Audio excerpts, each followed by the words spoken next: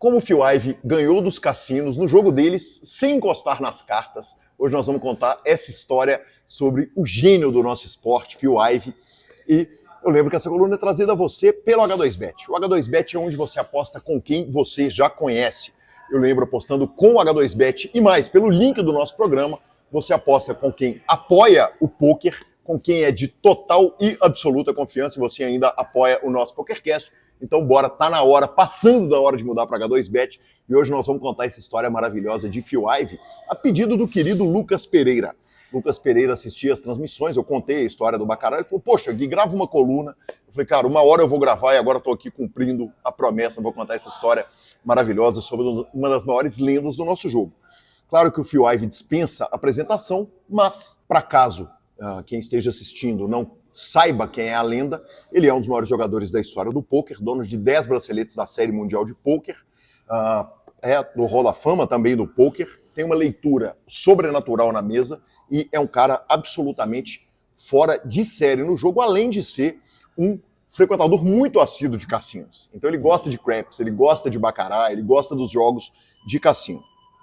A parceira dele nessa manobra foi a Cheung-In Kelly Sun, uma jogadora chinesa, nascida em Hong Kong, que tinha obsessão por bater nos cassinos, por ganhar dos cassinos, desde que havia sido presa, porque ela teve uma dívida com o cassino.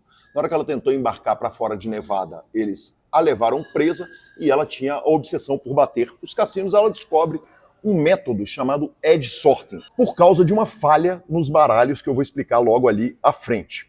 Para bater nos cassinos com o que ela entendeu, com a falha que ela viu na fabricação das cartas, ela precisava de um cara com grande crédito nos cassinos e ninguém melhor que Phil Ivey, um cara lenda do jogo, um cara que tinha fama de apostador de cassino e um cara que os cassinos adoravam tê-lo como jogador. Primeiro, porque, evidentemente, quando ele está jogando normalmente contra o cassino, ele não tem vantagem nenhuma contra o cassino. E segundo, é sempre legal você ter uma lenda jogando nos seus salões, né? É uma coisa muito bacana para a publicidade do próprio cassino. Então eles fizeram essa parceria e o jogo que eles optaram por fazer foi o jogo Punto e Banca, o Baccarat, que é um jogo que originalmente é um jogo de sorte. Mas o que aconteceu foi o seguinte, quando a Kelly, supostamente quando ela estava presa, ela entendeu que um baralho específico ele tinha uma falha nos cortes. Então, lá na lateralzinha, na ponta do baralho, bem na beira, na lateral do baralho ali, ela conseguia enxergar uma microfalha nos cortes de certos baralhos da marca Gemaco. E isso a permitia distinguir se a próxima carta que ia vir era uma carta alta, 7, 8 ou 9, ou de 0 a 6, né, de 0 a 6 pontos, as cartas baixas do jogo. E aí o que aconteceu? Ela chama o Phil Ivey, que é um jogador VIP, e eles começam a fazer exigência para os cassinos.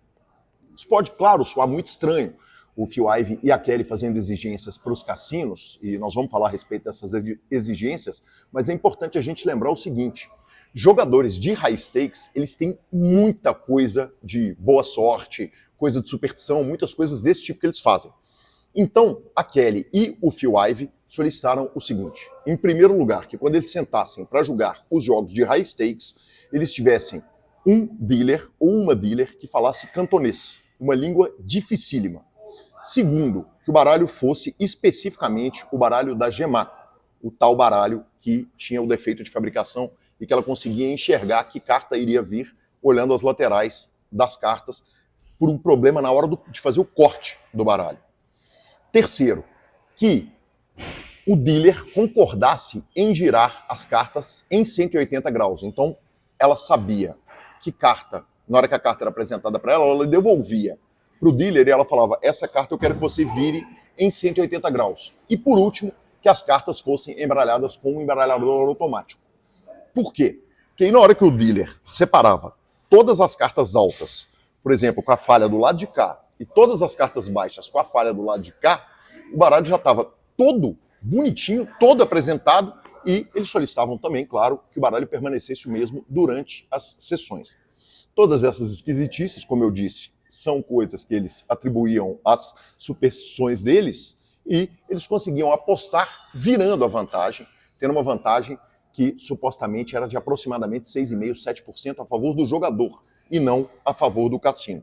Por fim, eles ganharam milhões nos 2 cassinos onde eles jogaram, tanto no Borgata, em Atlantic City, eles ganharam por volta de 10 milhões e ganharam um caminhão de dinheiro também no Crockford's, em Londres, aproximadamente 7 milhões de libras. E aí o que aconteceu? Como que eles foram descobertos?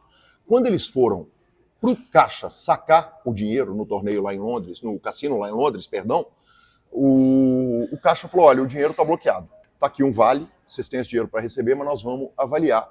Eles foram nos vídeos e notaram os pedidos incomuns, rotação das cartas, dealer específico, baralho fixo, que não fosse trocado, embaralhador automático, e entenderam que essas excentricidades que eles faziam permitiam que eles identificassem as cartas que iriam vir. Então, o cassino de Londres entrou numa guerra judicial para não pagá-lo. O Borgata já havia pago, não a ele, a eles, né? A ele e a ela.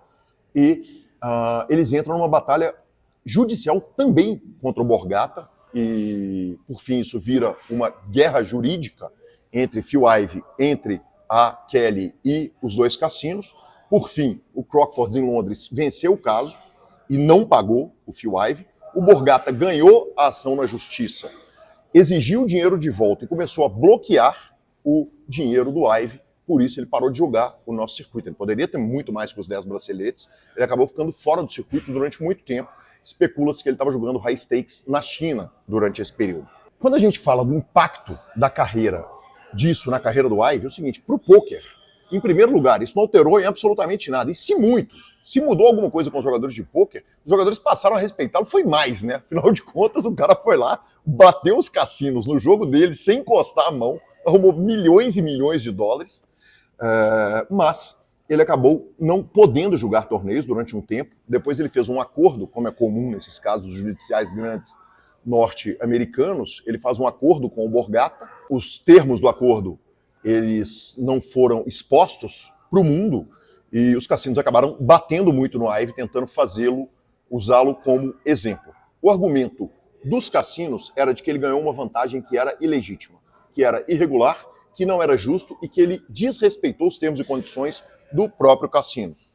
O Ivey, por sua vez, imaginava que ele não estava fazendo nada de errado. Quer dizer, ele simplesmente entendeu uma vantagem e se, por um lado, os cassinos pagam quem conta cartas contra a casa, ele pode até proibir o jogador de jogar, mas ele paga quem está contando a carta, que os cassinos deveriam pagá-lo também, porque, afinal de contas, ele que descobriu uma falha que era dos próprios cassinos.